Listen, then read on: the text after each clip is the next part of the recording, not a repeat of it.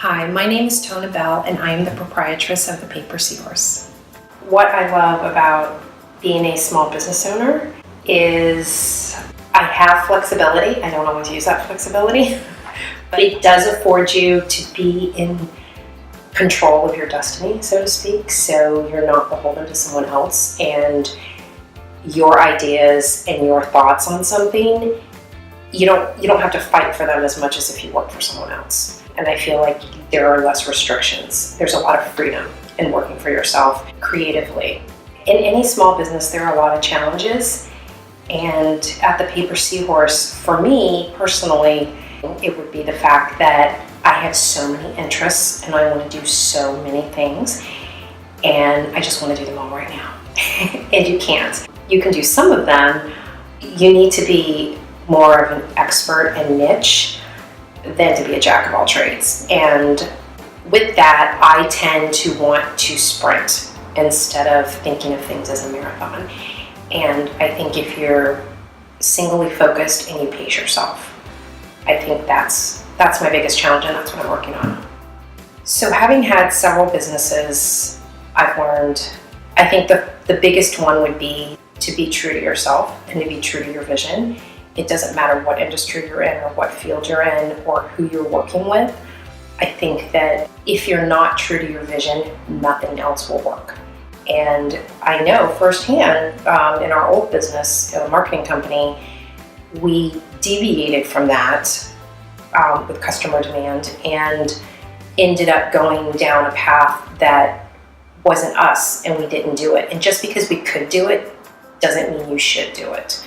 That was one of the biggest ones.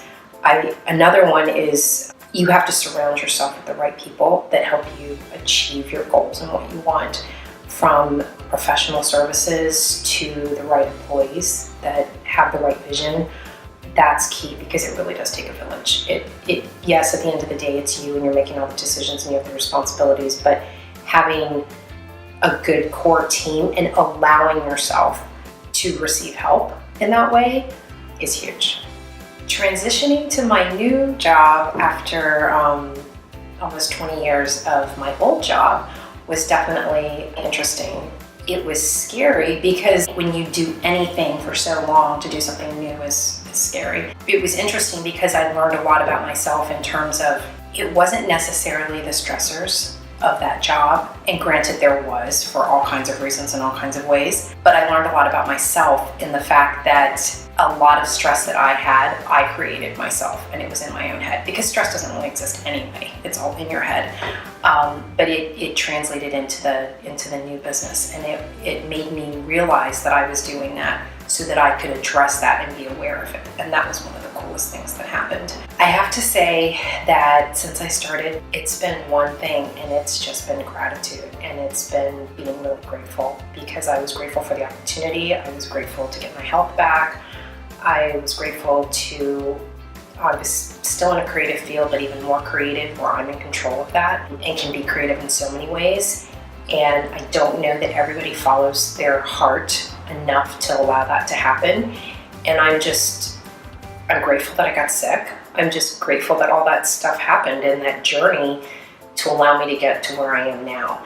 And I have been doing this maybe 2.5 years, and I had a lot of fear of success, fear of failure. And one of the things I'm the most grateful for is that I've been able to release a lot of that fear. How can you incorporate flow in your life more and be more creative? I think you have to first stop and be still.